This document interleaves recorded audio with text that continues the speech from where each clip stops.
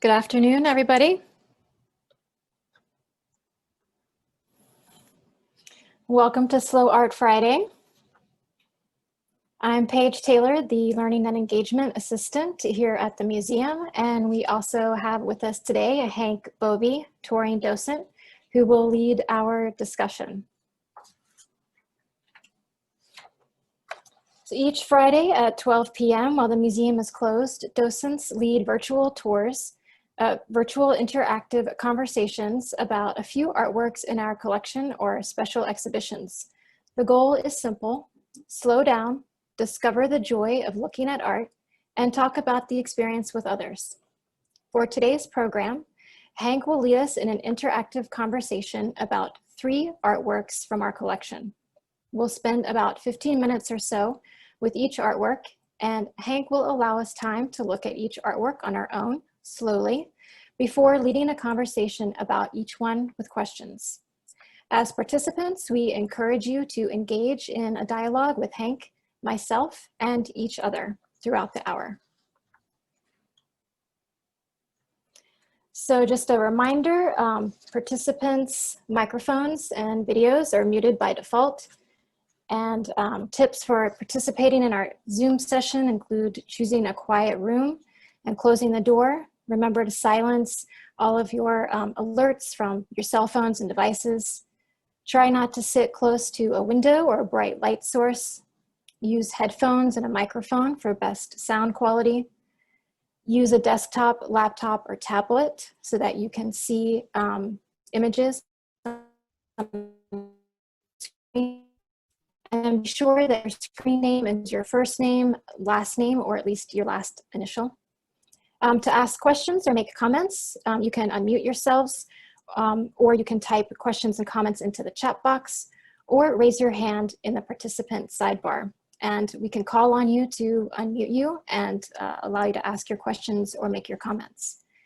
Also, as always, we're recording, so if you prefer not to be included in the recording, remember to turn off your video and mute yourselves.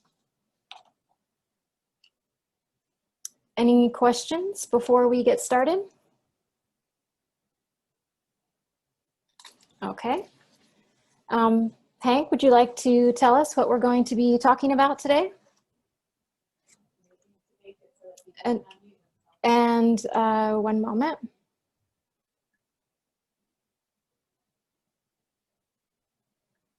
Okay, Hank, you should be able to unmute yourself. There, very good. Thanks much. You had me muted there. So welcome everybody to our Slow Art Friday. I see some familiar faces, so welcome back. And I see some faces that are new, at least new to me. So I'm glad you could join us. So today's topic is solitude. And what's behind that topic is the 3 artworks that we're going to look at today all are works of solitary figures. And the reason I chose that topic for today is really because I'm sure all of you, the same as I am, are spending a lot more time alone due to COVID-19. You know, so we're starting to appreciate solitude. I'll put it that way. And recently, the docents actually had a virtual get-together on Zoom. And in that get-together, we did some polling, and one of the polling questions was, what have you learned about yourself during the COVID-19 pandemic? And the 3 answers they could choose from were, I'm enjoying time alone and the excess of time more than I thought, or B, I'm climbing the walls and bored, or C, other. Well, as you can expect, 55% of the docents said they were enjoying time alone and the excess of time more than they thought. So there was some value in solitude as far as teaching us to be introspective and helping us to reset our priorities without the outside influences. So with that said, Paige, if you could go ahead and flip to the first image. And as Paige mentioned, we're going to take a few moments, I should say, to look at that. And then I'm going to ask you some questions. So if you would, take a few moments, look at the artwork, the painting, and then we'll talk about it.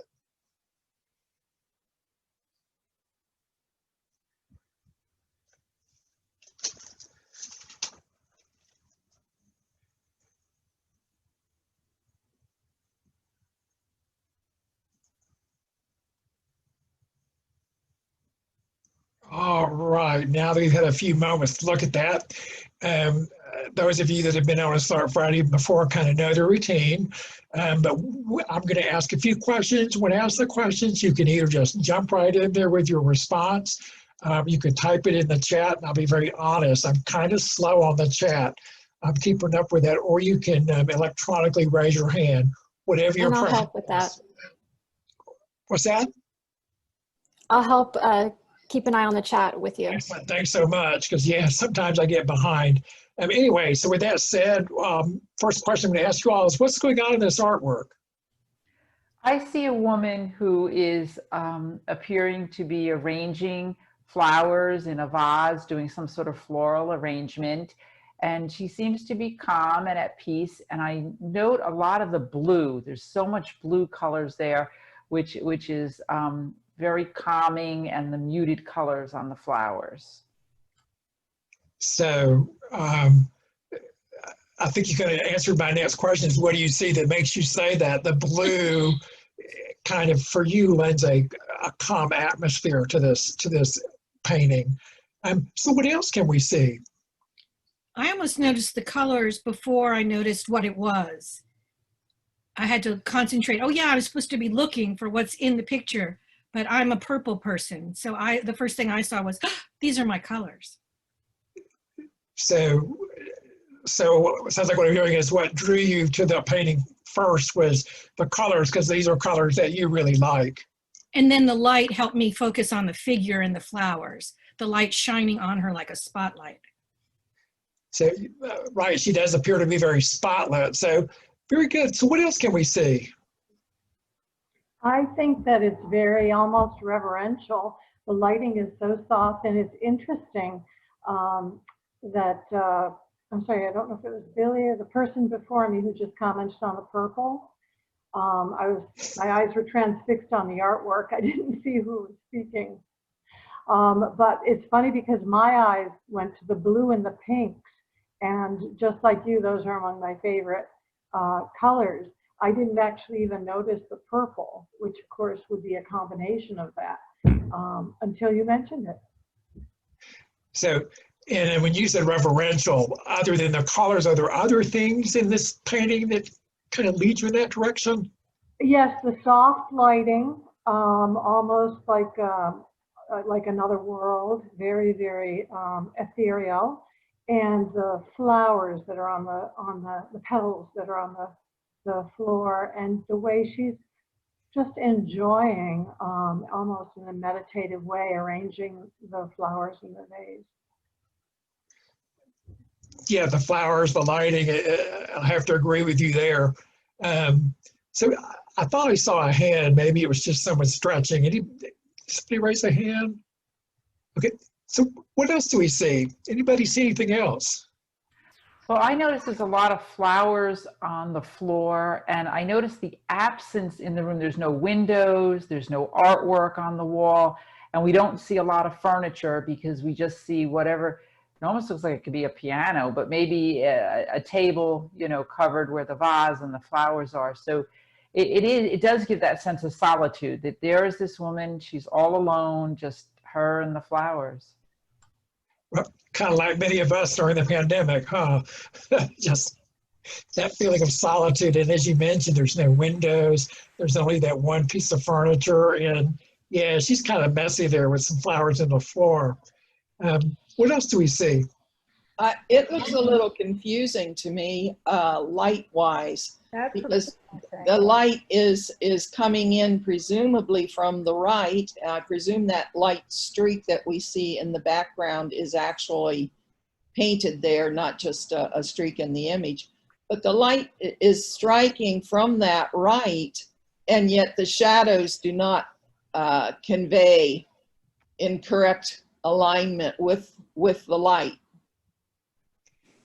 And I've heard that observation before. I've used this piece one other time on a live tour back when the museum was open, and I heard that same comment that the light appeared to be coming in from the right, but also there's a light source on the left that's, you know, giving us our shadows, and also that little bit of light on her back.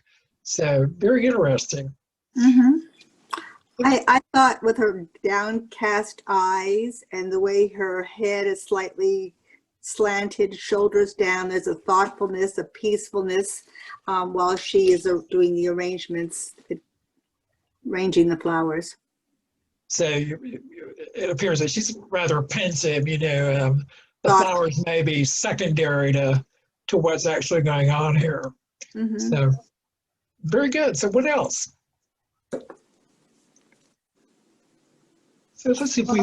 I was just wondering if, I mean, I love flowers and I enjoy moments of solitude, if not hours or days currently.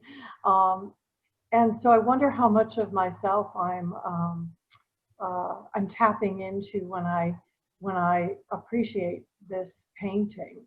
I wondered, you know, if I were allergic to flowers, if I would have the same response. But anyway, that just kind of popped into my head, the reflection on myself and the connection that I have with that moment. So I think what I'm hearing is, so part of the appeal for you is the flowers, because you love flowers, you know, and also earlier I think you mentioned the colors were some of your favorite colors. So, you know, Yeah. that might be drawing you in more than anything else in the painting, and why not? I mean, that's kind of art, isn't it? Somebody else. Diane, did you have a question? And you can unmute yourself, Diane. I wanted to comment on her hairstyle.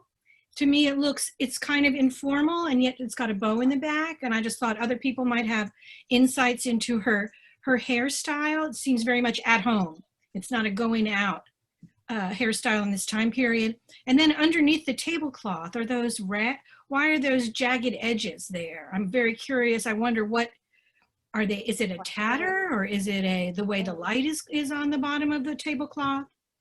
I think it's fringe. Yeah. For sure, but I'm wondering what this, of course I'm showing my cursor, which is not helpful to anybody, but. What I'm wondering is, what are all of these petals doing on the floor over here on the left-hand side? What is that? And why would she throw them down on the floor like that? So, very good question as to both the period based on her hair, and also, as you mentioned, some interesting little things going on as far as the bottom of the tablecloth or whatever that is, the flower petals in the floor, just kind of make you ask what's going on. So yeah, Carol. And Kathy is asking what we think the time period might be. Well, the actual painting is from around 1915. So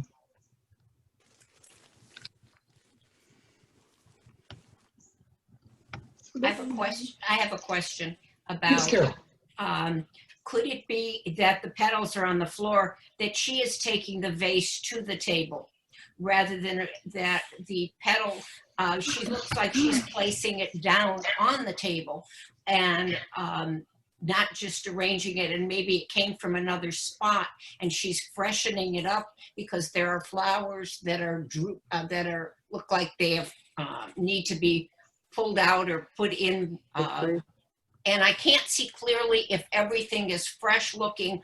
My screen doesn't give me a sharp image, but I'm curious as to whether that's why the petals are on the floor. She's actually bringing it to the table to rearrange it and get fresh flowers. Just a thought.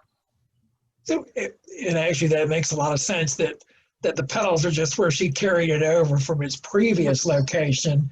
And some of the flowers are a little aged, so they've dropped some petals in transit, and she's freshening things up. It could well be. So very good observation.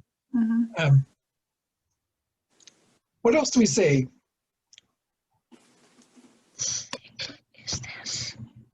One of the things that I've noticed, or the overall picture, is there's more of a softness in the outlines of everything. There are no sharp edges. And so that lends to some of that calmness that's there. Even the fringe, we're trying to figure if it's a fringe, if it's tattered. There's nothing sharp about it to tell that's definitely something, or definitely if the petals or whatever is on the ground to the left are old and worn. So everything seems to be just a softness with it, and I think it just lends to that calming feeling. So, right, in addition to the colors and the light, the fact that there's no hard edges, you know, everything's sort of soft and organic. And Billy? Yes. Did you have a comment or a question, Billy? And you can unmute yourself if so. The comment that I was going to make was about the petals on the floor and how out of place they seem with comparison of how specific everything else within the painting is. And then you get down, like we said, the bottom, and you see the fringe, the irregular fringe on the scarf. And notice it appears that the scarf on the piano or table is identical to the one that's around her shoulders, or appears that way. Good observation. I noticed that too when I was kind of looking at this the other day. I thought, well, gee, her shawl and the tablecloth are kind of very similar color and pattern there. So what else can we see? It's actually very tightly composed so that all of the activity within the painting almost forms a square from the top of basically her shoulder and around the painting. I mean, when you squint down, that center is lit, but the rest of the painting is all a deeper value. So he's using light to actually convey and hold our attention within it. And the sharpest or the largest area of clear color intensity is that pink flower right above her hand. That's almost dead center in the painting. Mm-hmm. Yes. So the lighting kind of keeps our focus on that square that you described. So, you know, with the brightest aspect being dead center with that pink flower. So yeah, I see that. So what else?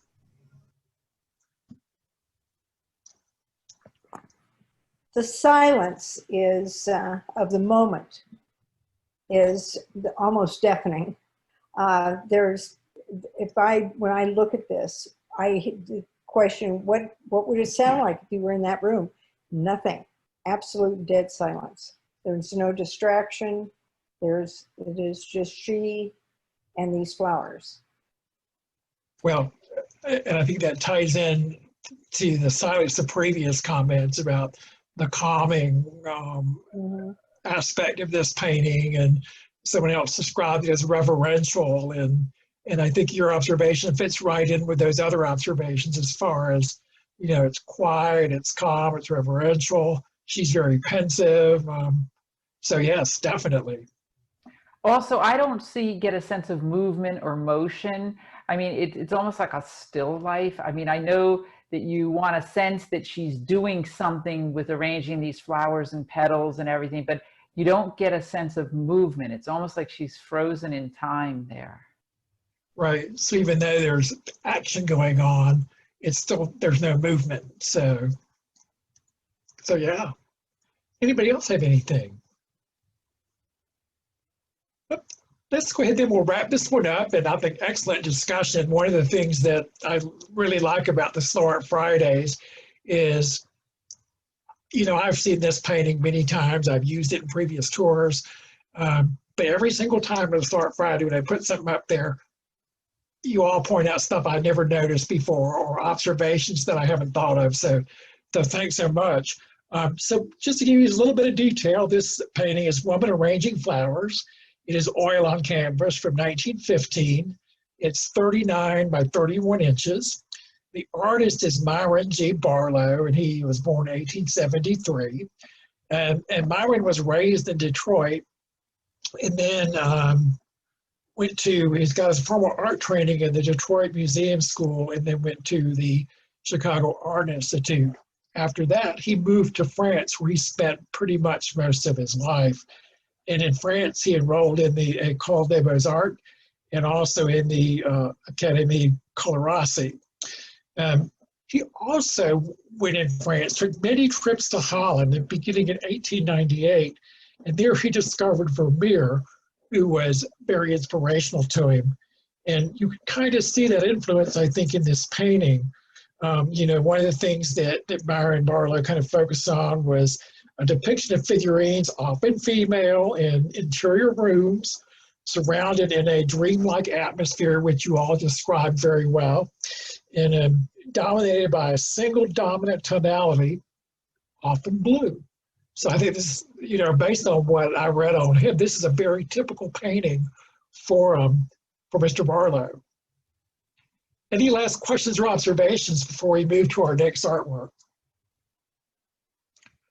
All right then, Paige, if you would, go ahead and let's look at the next one.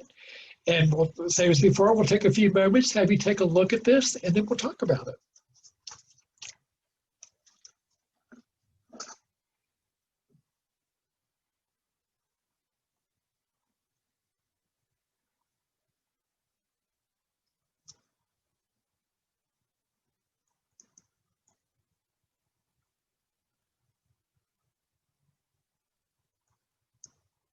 All right, what do y'all think's going on in this artwork?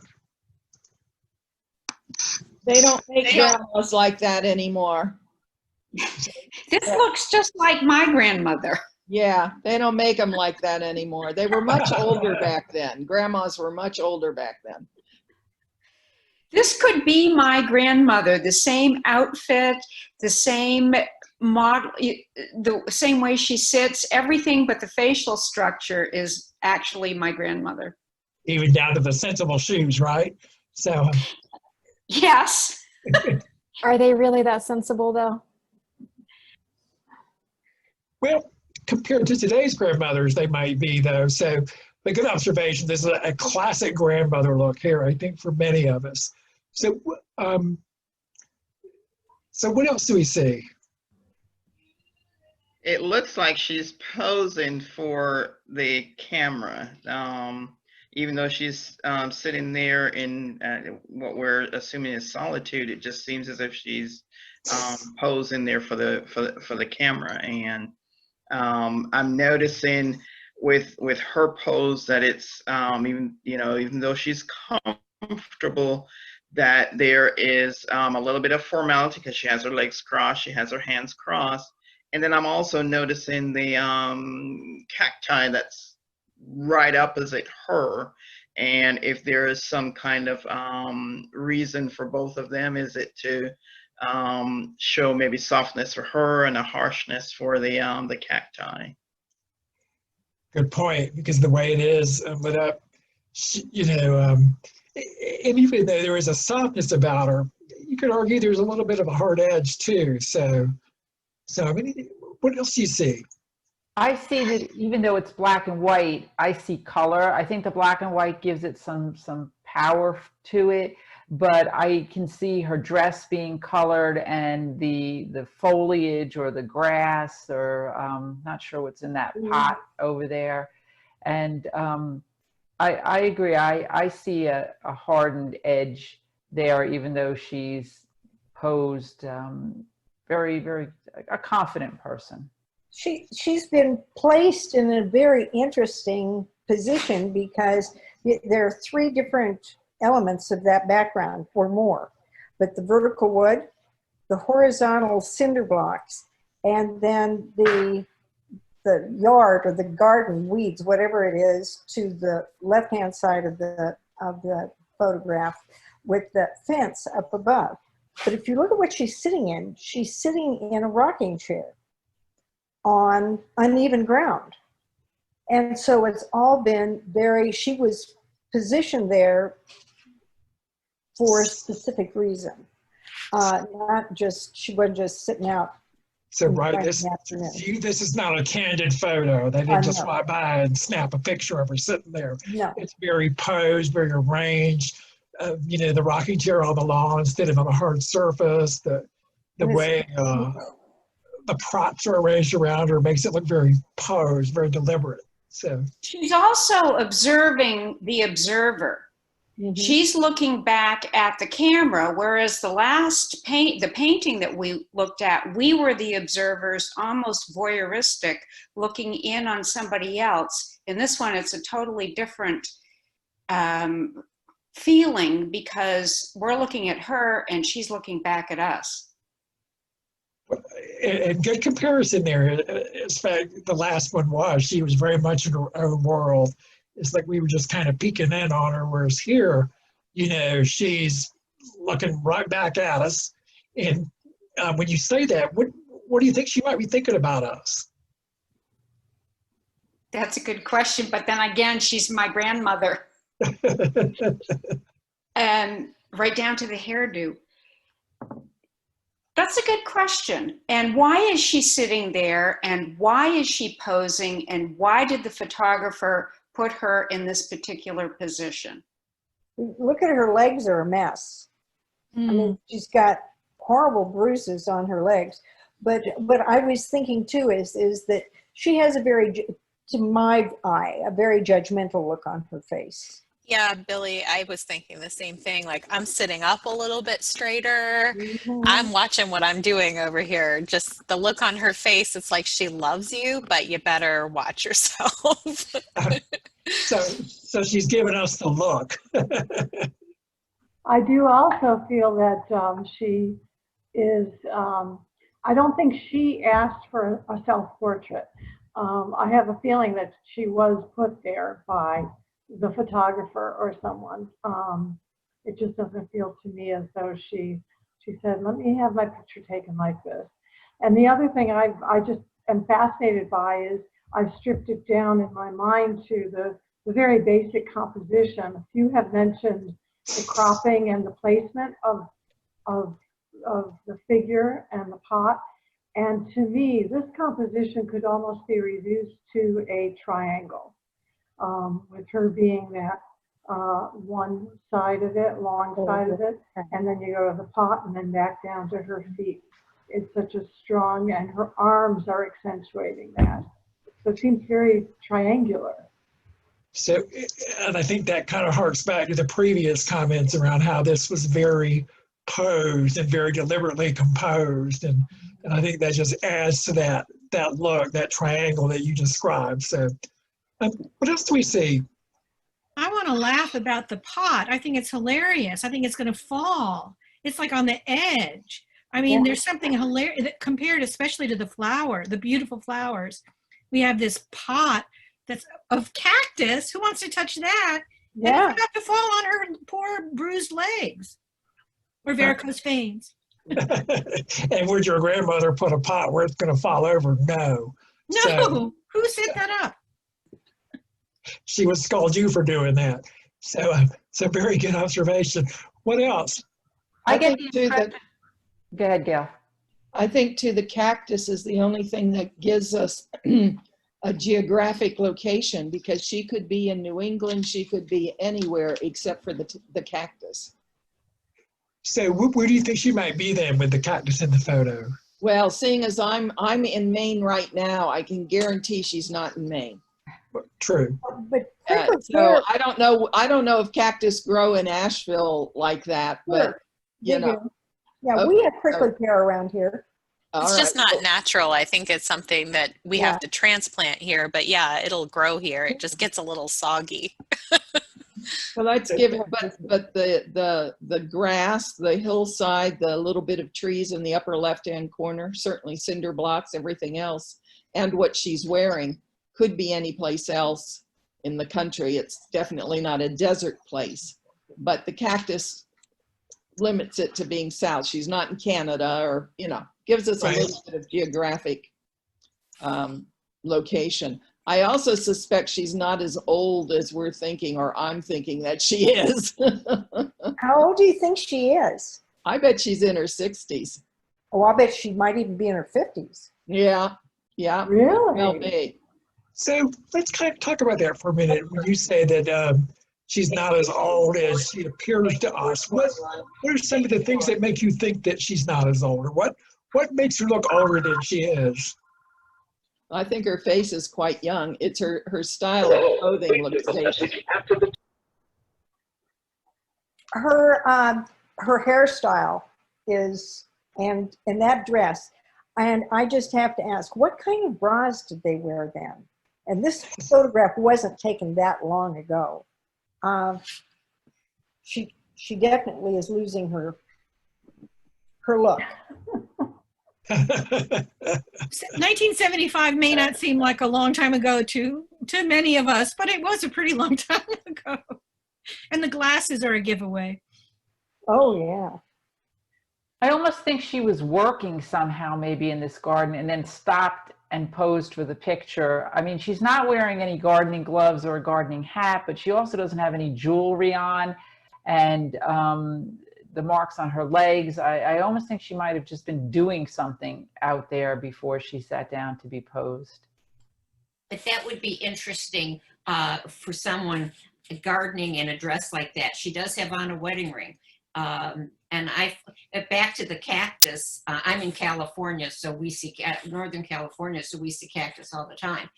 But the pot interests me, that most of the time when you see cactus like that, especially one that probably will grow tall, that pot just doesn't seem to match what I've seen, of course, in the West, where you'd put a cactus in an urn. To me, it looked like an urn.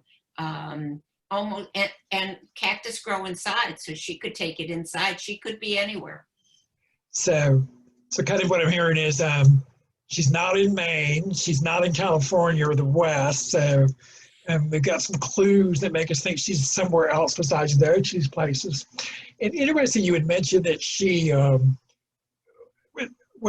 maybe not gardening in a dress, but then I think about my grandmother, who was probably in this similar age at this time that this woman is being photographed. I don't think I ever saw my grandmother in anything but a dress. You know, in her whole life, I don't think she ever wore a pair of pants. So she could be in a dress. So exactly true. I agree with that. And I think I see those marks on her legs as varicose veins. Yeah. Yes. Because I've seen some really unhappy varicose veins, and so I don't see those as necessarily bruises, but something that's a permanent fixture. So could be, you know, she's worked hard, but that also kind of, you know, earlier we talked about she may not be as old as she appears, but then, you know, her legs kind of make you rethink that possibly. So, she looked to me like she has a hard life. The legs, her arms. She seems like to me, like a very stern person, but who is a hard worker. That's my impression of her. So her look makes you think she's had a hard life. She's got that stern look. She's a hard worker. And I don't disagree with any of that. So anybody else got any clues from looking at her that kind of give you insight into her personality?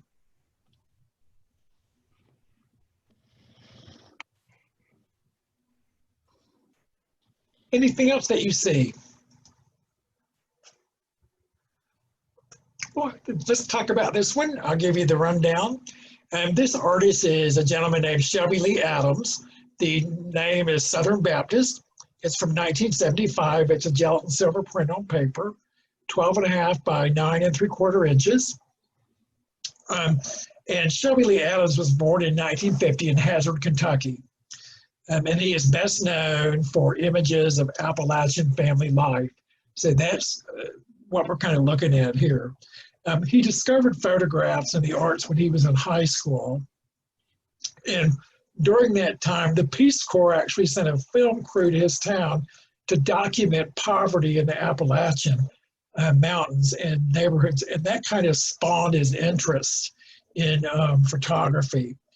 He did attend the Cleveland Institute of Art, and in his sophomore year, he was exposed to photographs from the Farm Security Administration, and those photographs were photos documenting the effects of the Great Depression on the South in the 30s. And he could relate to that from his childhood in Hazard, Kentucky, in the poor Appalachian Mountains. So he doesn't depict his, even though he's taking pictures of, poverty-stricken folks in Appalachia, he doesn't depict them as victims. He wants them to be, to confront the camera. And I think we kind of saw that in her look. We talked about how she looked stern, looked judgmental, and was not looking like a victim at all. So that's kind of the story on this. And so she is probably in Kentucky, somewhere in the Appalachian Mountains. So that's where she's growing her cactus.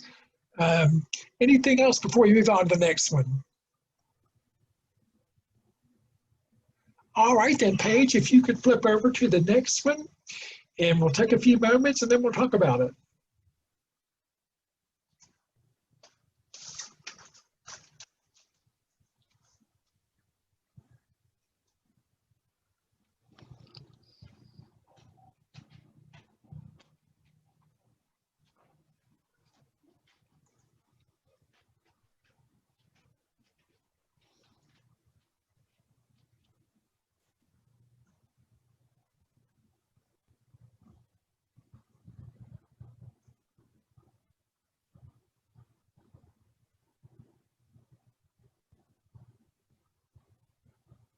So, all right, what do you think is going on in this artwork?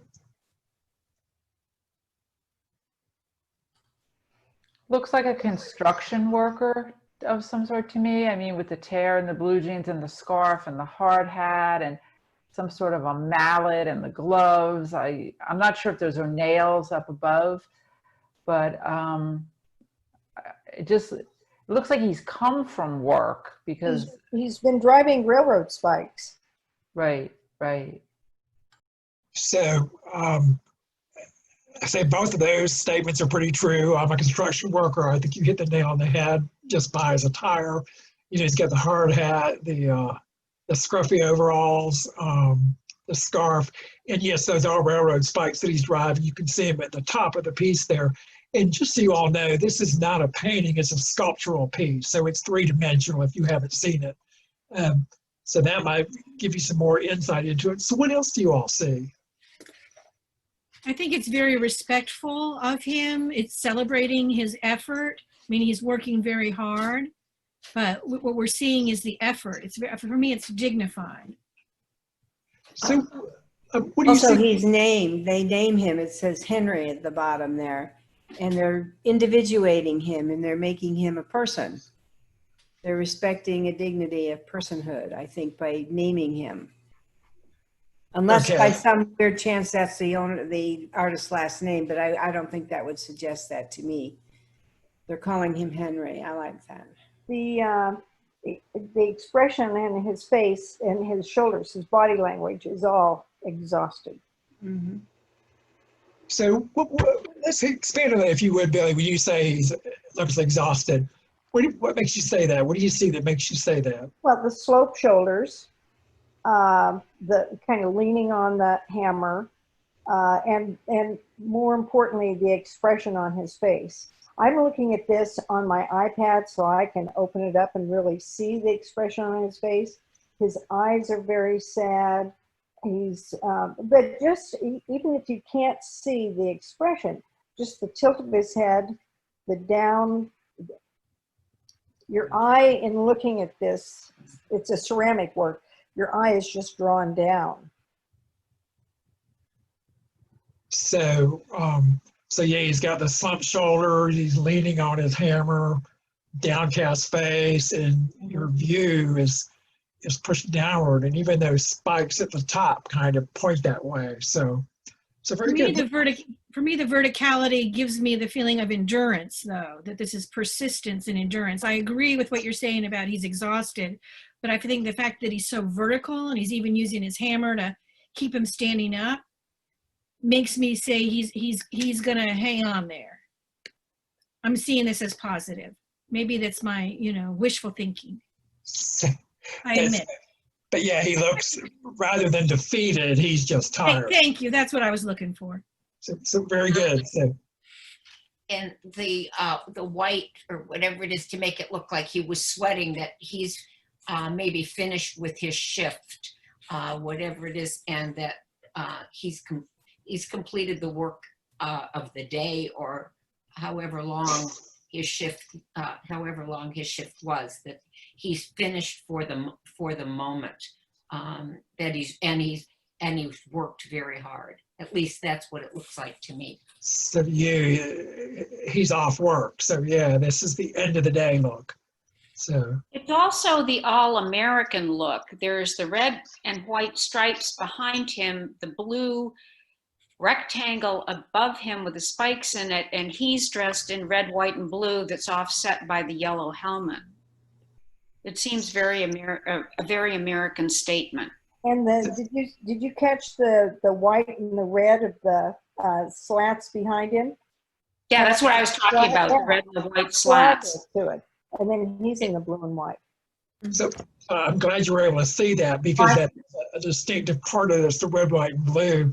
Because in a museum, it's a bit more obvious to me than on the slide. That may just be my screen, but I'm glad you brought it up, because there is very much that red, white, and blue. And Carol, looks like you had your hand up. I was just recently reading about this figure looks like it's an African-American to me. And the second thing is, depending on when this was, quote, painted or time thing, and a good example would be in Jackson County here, they used prison labor, African-American prison labor, to build the railroads, and in many, and that's one instance I'm aware of. I don't know how widespread that was. And there was also times when they were purposefully arresting men for very minor things, but that was to feed them that need to have that free labor. And so this might suggest that, and again, going back to the fact that the statue is named, and that definitely was a choice that the artist made to maybe honor, though, the personhood. But that kind of suggests that when somebody said the railroad ties, I didn't initially think about those, whatever they are, spikes or whatever in the top. So it might suggest that he's had a hard day's work, but he's not going home to anything that might be very pleasant either, or relaxing. I mean, he's going back to his cell probably. So that's one story that might be there. I don't know. It makes sense. He's, I didn't know the history about using prison labor to build the railroads, but so to you, that's a possibility. And so part of that downtrodden look may not be just because he's tired, but because he's not going to go home and get a hot bath on a hot meal with his family. So, and then that red, white, and blue kind of, if you interpret it more like in a flag symbol, makes it almost like a choker or a noose. Maybe I'm going a little too far with this, but it just suggests some things I've been reading about. Yep. You see what you see. So no, you're not going too far at all. That's part of the fun for me in these Fridays, is how people look at things. So what else do we see? Is this John Henry was a steel driving man? That's the one. So yes.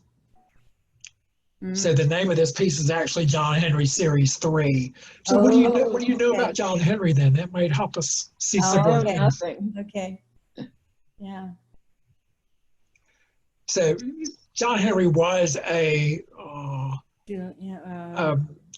legendary hero to the railroad workers, because when John Henry was allegedly around, they were replacing workers with steam-driven tools and stuff that could do the job more efficiently than humans could. So John Henry actually proved them wrong by driving the stakes into where they would put the dynamite to build the railroads, and he did it faster than the steam-driven machine. Unfortunately, at the end of that exercise, he died, but he did prove that humans were superior to the machine. So that's the legend behind John Henry.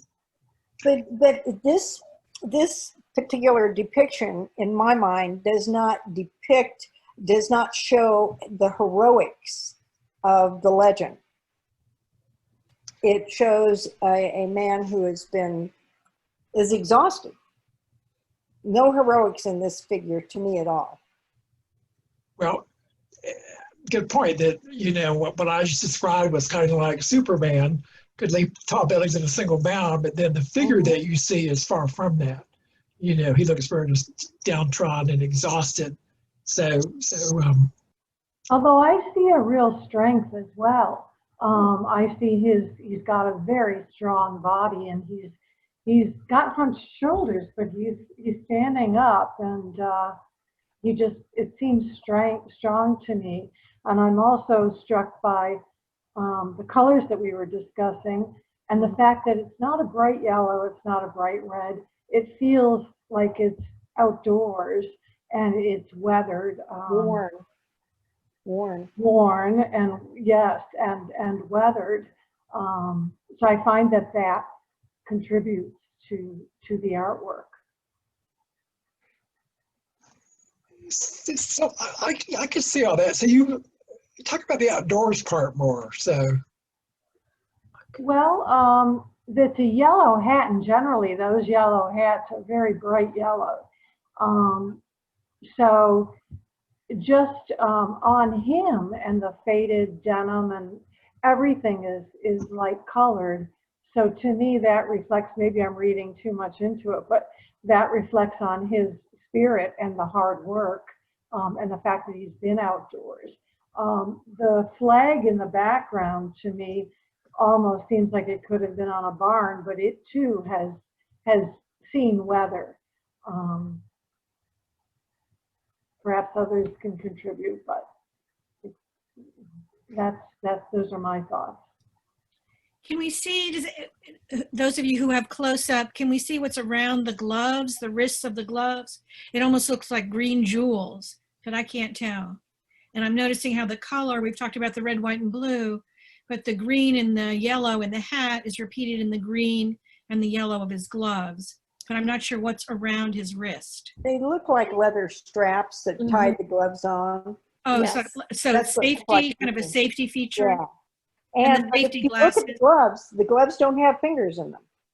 The gloves are fingerless. Oh, yeah, I can't really see that, but now that you've pointed it out, I can see it. Yeah. I just noticed that. What is he holding in his left hand? Spikes. Oh, more spikes. The top of his spikes. We see that the tops are facing us. Yeah. So very good. So, you know, he's got the fingerless gloves on. He's holding spikes. So there's a lot of symbolism in here that we've uncovered. You know, as far as we had the red, white, and blue, an American laborer, the railroad spikes. Any other things you can pick up on? His name is on his hammer. His name is on his hammer. It's between the leather that's holding the head of the hammer on the wood part. His name is carved into the hammer handle.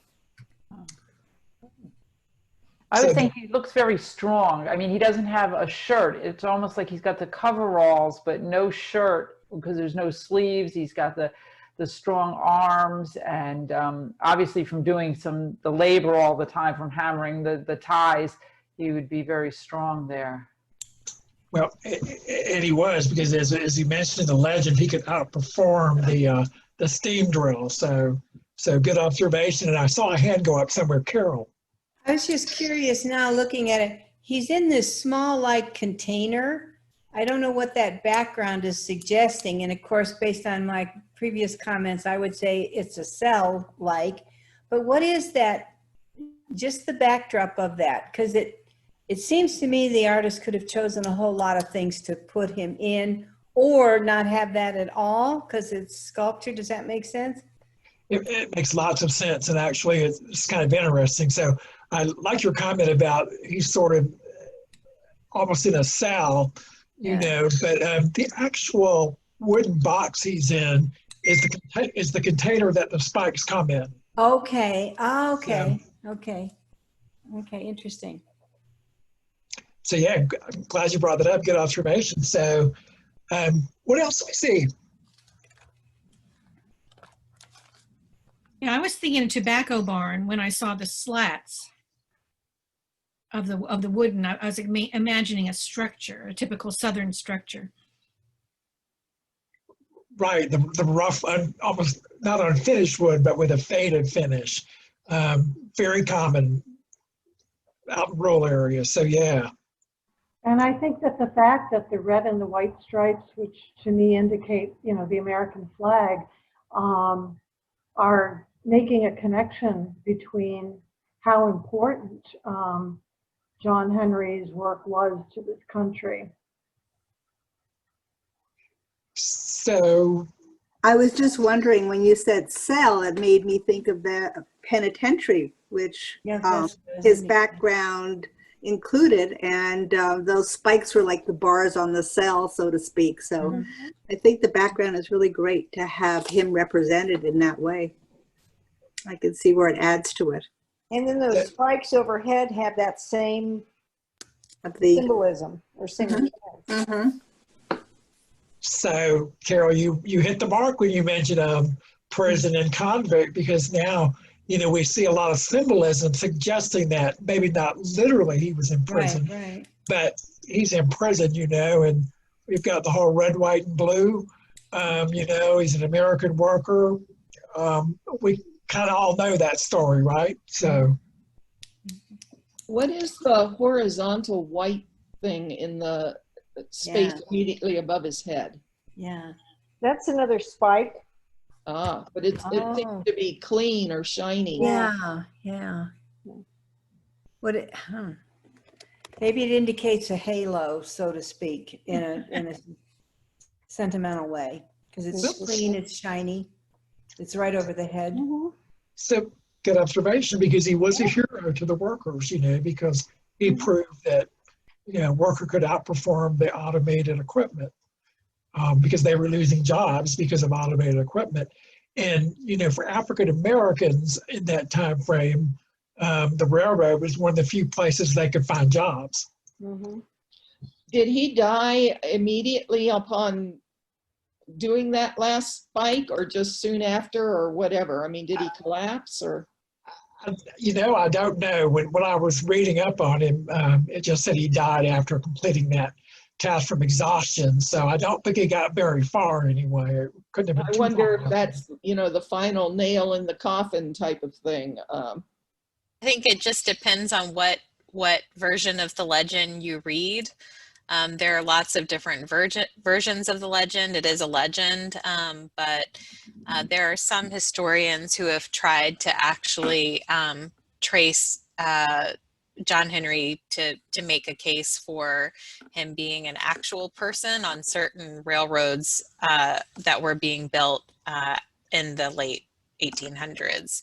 So there's no agreement, because people, I think, in different areas of the country kind of want to claim him and can make a case for, he was working on our tunnel in our part of the world. So I think that there are claims for Western North Carolina, for West Virginia, as well as I think Georgia as well. I think so. And I think the West Virginia tunnel, there was even a state placard honoring him. So, yeah. And if you go on YouTube, you can find some songs about him. So it's pretty legendary. So we've got about 4 minutes left. So any last comments? Well, let's talk about the artist on this one. So this piece, John Henry, Series 3, it's from 2014. It's mixed media and ceramic. It's 36 3/4 by 15 5/8 by 7 inches. The artists are twin brothers, Kelly Phelps and Kyle Phelps. And they collaborate on a lot of their work. They even have a studio together. They grew up in a blue-collar factory town, Newcastle, Indiana, where the main employer was an automobile factory. So most of their relatives, their family, immediate family, friends, etc., all worked in the auto industry in the factory. And, we know what happened there is these auto factories began to shut down, unemployment went up, workers were displaced, unemployed, etc. So this is sort of an homage to the American worker, especially the African-American American worker. So the twins both went to Ball State University in Indiana, got their BFAs, and then got their MFAs at the University of Kentucky in 2000. They do share a studio, as I mentioned, and collaborate. They are both on the staffs of two different universities. One is at the University of Dayton, the other one's at Xavier University in Ohio, in Cincinnati, so they're pretty close to each other physically as far as where they work. So with that said, any last questions or comments? I would highly recommend for people to go and Google Kelly Phelps and Kyle Phelps. There's this wonderful video interview of them. First of all, they're not only twins, they're identical and they dress the same. They've been doing it since they were kids, but the way that they work in their shared studio is fascinating. They work back to back and will work on the same sculpture. So when one thinks he's sort of done working, they will switch. They'll just literally turn around, and the one that was working on this one is now working on the other one, and they come to sort of consensus on when something is done, then they sort of stop. They're so fascinating. So I would definitely recommend, when you have some time this weekend, to go and pull up those videos. Maybe Paige and I can find the direct link to it and send it out with the eval so that you can watch it. And they're very soft-spoken. They're really wonderful. So definitely get to know the Phelps twins. Wow, that's interesting. Well, thank you so much, Hank, for leading us in a wonderful discussion and for your interesting selection of artworks today. It was great. And you're all quite welcome. Thank you, everyone, for joining us and being a part of this conversation and making it as good as it is. We invite you to join us again next week, Friday, September 4th. The theme for our Slow Art Friday is Labor of Love, and it will be led by Sarah Reinke and Megan Pyle. I can say that starting next week, we do have a new registration process. We do have a lot of new programs that are starting in September, and so we needed to find a way to streamline staff time. So there's a new online registration process through the museum's website. Paige, maybe we can also include the link to next week in case anyone wants to get registered. Okay. Any other questions or comments? So for next week, do we send you an email request as usual and then go to the new one, or go straight to the new one for next week? Straight to the new one, yeah. So we'll send you the link for that. So, and you can also register more than a week in advance if you'd like. I know that we've been doing it with the emails because I can only handle so many emails, but since this is a more automated way to get registered, you can register as far in advance as you'd like. Okay, well, wonderful. Thank you, everybody, and have a great weekend. Thank you, too.